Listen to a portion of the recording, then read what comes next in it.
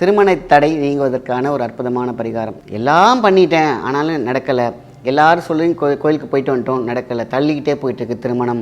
வெள்ளிக்கிழமை ஆணாக இருக்கட்டும் பெண்ணாக இருக்கட்டும், இதெல்லாம் வந்து என் பொண்ணு செய்ய மாட்டாங்க, இதெல்லாம் நம்பிக்கை இல்லை, நான் செய்யலாமா?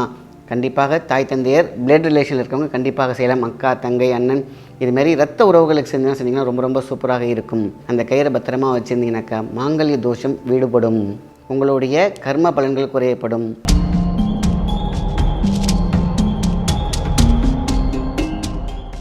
வணக்கம், உங்கள் மாயன் செந்தில்குமார். இன்றைய பரிகாரம் மிக முக்கியமானது. திருமண தடை நீங்குவதற்கான ஒரு அற்புதமான பரிகாரம். நிறைய பரிகாரம் பண்ணியாச்சு, நிறைய கோயில்கள் சுற்றியாச்சு. நீங்கள் சொன்ன பரிகாரமே நிறைய பண்ணியிருக்கேன் சார். அதில் ஒன்று ரெண்டு கொஞ்சம் கிட்டக்க நெருங்குற மாதிரி இருக்குது, நல்லாவும் இருக்குது, ஆனால் ஃபுல்லாக கம்ப்ளீட் ஆகலை. இதுமாதிரி நிறைய பேர் சொல்லியிருக்காங்க, நிறைய பண்ணிட்டேன் சார், ஆனால் ஏதோ ஒரு தடை இருந்துக்கிட்டே இருக்குது அப்படின்னு சொல்கிறவங்களுக்கு இந்த கோபுர தரிசனம் அதுதான் ரொம்ப ரொம்ப முக்கியமானது. அதை பற்றி இன்றைக்கி பார்க்க போகிறோம். எல்லா வகையான பல்வினைகளையும் வெல்லக்கூடிய ஒரு விஷயத்தை, உங்களுக்கு எல்லா தடைகளையும் கொடுக்கக்கூடிய ஒரு விஷயம் கோபுர தரிசனம். அதான் கோபுர தரிசனம் கோடி புண்ணியம் அப்படின்னு சொல்லுவாங்க. ஸோ புண்ணியத்தை சேர்க்க சேர்க்க சேர்க்க உங்களுடைய எல்லா வகையான தோஷங்களும் கடனும் எல்லா வகையான தடைகளும் தீர்ந்து போகும். குரு துணையோடு, குருவை மனசில் யாரை வேணாலும் வச்சுக்கோங்க. நம்ம என்ன பண்ண போகிறோம்னு கேட்டிங்கன்னா, நவதானியம், ஒரு மஞ்சள் கயிறு, அதாவது தாலி கயிறு மாதிரி மஞ்சள் கயிறு ப்ளஸ் குருவை மனசில் வச்சுக்கிறோம். கோபுரத்தை பார்க்க போகிறோம். என்றைக்கு பார்க்க போகிறோம்? வெள்ளிக்கிழமை. எந்த நாளாலையும் பார்க்கலாம், அத்தனையுமே விசேஷம்தான். ஆனால் வெள்ளிக்கிழமை நம்ம நல்லா குளிச்சுட்டு காலையிலேயே ஒரு பழமையான ஒரு கோயிலை தேர்ந்தெடுத்துக்கோங்க. உங்கள் வீட்டுக்கிட்டேயே இல்லை கொஞ்சம் தூரமாகவோ எப்படியோ வேணாலும் இருக்கலாம். வெள்ளிக்கிழமை அன்று ஏன்னு கேட்டிங்கன்னா, இந்த பரிகாரம் உங்களுக்கு கண்டிப்பாக சக்ஸஸ் பண்ணும். எல்லாம் பண்ணிட்டேன் ஆனாலும் நடக்கலை, எல்லாரும் சொல்லி கோயிலுக்கு போயிட்டு வந்துட்டோம், நடக்கலை, தள்ளிக்கிட்டே போயிட்டுருக்கு திருமணம். அது ஆணாக இருக்கட்டும் பெண்ணாக இருக்கட்டும், ரெண்டு பேருக்குமே அற்புதமான ஒரு விஷயங்கள். பூர்ணாகதி பூர்த்தின்னு சொல்லுவாங்க. ஏதாவது ஒன்று எண்டுக்கு வந்து தான் ஆகணும். கிராஃப் மேலே ஏறி கீழே இறங்கும். ஆக ஒரு இடத்துல வெற்றியை காணும். அது எத்தனை நாள் கடந்து போகும்? உங்களுக்கே ஒரு சலிப்பு இருக்கும், உங்களுக்கே ஒரு வெறுப்பு இருக்கும். ஆனாலும் நம்பிக்கையை கைவிடாதீங்க. இறைவன் எப்பொழுதுமே ஏதாவது ஒரு காரணத்துக்காக தள்ளி வச்சுருப்பாங்க. இதுக்கு முன்னாடி பண்ணியிருந்தீங்கன்னாக்கா ஏதாவது ஒரு அசம்பாவிதம் இருந்திருக்கலாம், உங்களை தடுத்து வச்சுருந்துருப்பாங்க. ஜாதகத்தில் ஏதாவது தோஷம் இருந்திருக்கலாம், உயிர் பிரிவு இருந்திருக்கலாம், தடுத்து நிறுத்தியிருக்கலாம். உங்களுடைய வாழ்க்கை சரியாக நம்ம பாதையில் இல்லாமல் இருந்திருக்கலாம், அதை கொஞ்சம் பேலன்ஸ் பண்ணுறதுக்காக கொஞ்சம் காலதாமதம் தெரிஞ்சிருக்கலாம். இப்படி ஏதாவது ஒரு காரணம் இருக்கும். இறைவன் நமக்கு சில விஷயங்களை, கல்யாண கிரகத்தை இல்லை கல்யாணத்துக்கு ஏதாவது ஒரு முற்றுப்புள்ளியெல்லாம் வைக்கவே மாட்டாங்க. கண்டிப்பாக நடக்கும். அது கொஞ்சம் முன்னப்பின இருக்கும். சில தோஷங்களை நிவர்த்தி செய்து கொண்டால். அதனால தான் சில பேர் குரு தோஷம் இருக்கும், ஏதாவது மண் தோஷம் இருக்கும், ஏதாவது தோஷம் இருக்கும், பரிகாரம் இருக்கும், சாபம் இருக்கும். அது எதுன்னு நம்ம வந்து பார்க்கவே தேவையில்லை. நம்ம கோபுரத்தை பார்க்க போகிறோம், அவ்வளோதான். இந்த ஒரு பழமையான ஒரு கோயில் எடுத்துக்கோங்க. அதுக்குன்னு ரொம்ப பழமையாக தேடிட்டு இருக்காதிங்க. ஒரு 50 இயர்ஸ் இந்த மாதிரி ஒரு ப்ராம்ப்டாக செய்யக்கூடிய ஒரு கோயிலாக இருந்துச்சுனாக்கா ரொம்ப ரொம்ப சந்தோஷம். எந்த கோயிலாக வேணாலும் இருக்கலாம், எந்த சாமியாக வேணாலும் இருக்கலாம். ஆனால் கொஞ்சம் ஒரு ஒரு சிவன் கோயிலாக இருந்தால் நன்றாக இருக்கும்.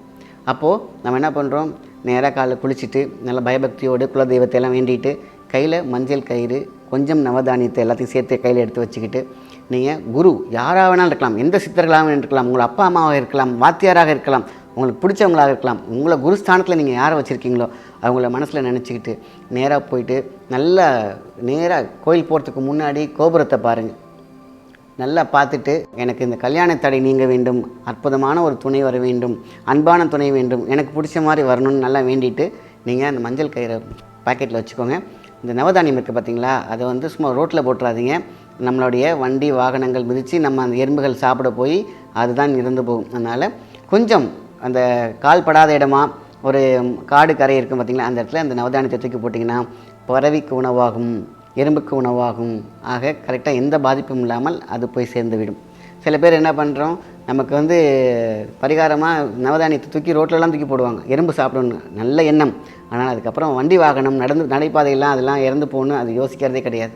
அதனால தான் நீங்கள் வந்து கால் படாத இடத்துல ஒரு செடிகளுக்கு கீழேயோ அப்படி புதருக்கு கீழேயோ போட்டிங்கனாக்கா அதுக்கு போய் சேர்ந்த இடத்துல போயிடும். புண்ணிய ஆஸ்திரம் வந்து சேரும்.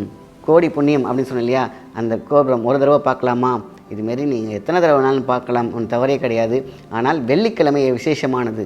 வெள்ளிக்கிழமை செஞ்சு பாருங்கள். டெய்லி கூட நீங்கள் செய்யலாம், உங்களுடைய விருப்பம். ஆனால் வெள்ளிக்கிழமை ஆணாக இருக்கட்டும் பெண்ணாக இருக்கட்டும், இதெல்லாம் வந்து என் பொண்ணு செய்ய மாட்டாங்க, இதெல்லாம் நம்பிக்கை இல்லை, நான் செய்யலாமா? கண்டிப்பாக தாய் தந்தையர் பிளட் ரிலேஷனில் இருக்கவங்க கண்டிப்பாக செய்யலாம். அக்கா தங்கை அண்ணன் இதுமாரி ரத்த உறவுகளுக்கு செஞ்சீங்கன்னா ரொம்ப ரொம்ப சூப்பராக இருக்கும். ஸோ அதனால் கோபுரத்தை பார்க்குறீங்க, கையில் அந்த கயிறை கொண்டு போய் வீட்டில் சாமி ரூமில் வச்சுருங்க. ஸோ அதுக்கப்புறம் நீங்கள் உள்ளே போய் கோவிலில் வந்து அர்ச்சனை பண்ணிட்டு வரலாம், சிவன் தட்டில் வச்சு வாங்கலாம் அந்த கயிறை பத்திரமா வச்சுருந்தீங்கன்னாக்கா மாங்கல்ய தோஷம் வீடுபடும், உங்களுடைய கர்ம பலன்கள் குறையப்படும். அதனால தான் நம்மளுடைய கோபுர தரிசனம் கோடி புண்ணியம் வந்து கொடுத்துக்கிட்டே இருக்கும். அது கலசத்தில் கூட பார்த்திங்கன்னா நவதானியம் தான் இருக்கும். உங்கள் கையில் உள்ள நவதானியம் அது சக்தியாக இருக்கும். அப்படியே அது ட்ரான்ஸ்ஃபர் ஆகும். உங்களுடைய சக்கரா எல்லாம் பார்த்திங்கன்னா பேலன்ஸ் ஆகும், சக்திகள் கூடும். குரு உங்கள் பக்கத்திலே இருக்கிற மாதிரி உருவாக்கி உங்களை கொடுத்து விடுவார், முழுமையாக்கி கொடுத்து விடுவார். அதனால தான் இந்த பரிகாரம் ரொம்ப ரொம்ப முக்கியமானது. வெள்ளிக்கிழமையில் செய்து அதேமாதிரி நிறைய பேர் வெற்றி கண்டிருக்காங்க. அதனால தான் இந்த ஃபார்முலாவும் சேர்த்து சொல்லியிருக்கேன். நிறைய திருமண தடை நானே சொல்லியிருக்கேன். ஆனால் இது வந்து பார்த்திங்கன்னா கொஞ்சம் நல்ல ரிசல்ட் கொடுக்கும். அதனால் இதையும் செய்து பாருங்கள். ஏன்னா இதெல்லாம் வந்து பெரிய செலவுலாம் கிடையாது. சரணாகதி தேவை, நம்பிக்கை தேவை.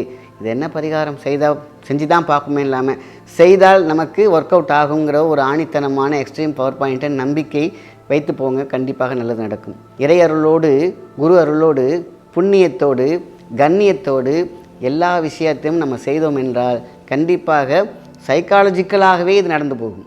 ஏன்னா பூரணாகதி உள்ளே நடந்துச்சுனாக்கா உங்கள் மூளை உங்களுக்கு தேவையான விஷயத்த, உங்களுக்கு தேவையான துணையை அதுவாகவே செய்து கொடுக்கும். அதான் கடவுள். கடந்து உள் இருக்கும் சக்தி கடவுள் சக்தி. அது தெய்வ சக்தியோடு சேரும். வம் சொல்லுவாங்க, சேரும். கோபுரம் என்பது சாதாரண விஷயம் கிடையாது. அது கேலக்ஸி பாயிண்ட், மிகப்பெரிய ஒரு சுழற்சி. மின்காந்த அலையோடு இணைக்கப்படும், உங்களுடைய அலையோடு இணைக்கப்படும். அலையோடு சேரும்போது ஒளி அலை சவுண்ட் அண்ட் லைட்ஸ் சேர்ந்துச்சுனாலே நாதமணி, உங்களுக்குள்ளே தொண்டமுள்ள ஒரு முன்னா காட்டிகிட்டு இருக்கு பார்த்தீங்களா, அதான் நாதமணி. அது அடிக்க தொடங்கினால் அங்கே அமிர்தம் சுரக்கும். அமிர்தம் சுரந்தால் செல்வாக்கு, சொல்வாக்கு, காரிய சித்தி. என்ன நினைக்கிறீங்களோ அப்படியே நடக்கும். உங்களுக்கு பிடிச்ச மாதிரி. தடைகள் அகல வேண்டும், நல்ல பொண்ணு வேணும்னு கேட்டிங்கன்னா வரும். நல்ல ஒரு மாப்பிள்ளை வேணும்னா வந்து சேரும். புதுசாக பிறக்க போகிறது கிடையாது. தடை இருக்கும், தடங்கள் இருக்கும். அது சரியான விஷயத்துக்கு வந்து உங்களுக்குள்ளே சேரும். அதனால் திருமண தடை நீங்குவதற்கு இந்த பரிகாரம் மிக மிக முக்கியம். அதனால் வீட்டில் இருக்கக்கூடிய அந்த ஸ்தாலி கயிறை பத்திரமா வச்சுக்கோங்க. கல்யாணம் முடிஞ்ச பிறகும் அது அப்படியே இருக்கட்டும். அது உங்களுக்கு சாந்த ஸ்வரூபமாக தெய்வீக சக்தியோடு எப்பொழுதுமே அப்படியே இருக்கும். இது ரொம்ப ரொம்ப முக்கியமானது. நல்ல விஷயத்தை பற்றி ஷேர் பண்ணுங்கள். நன்றி, வணக்கம்.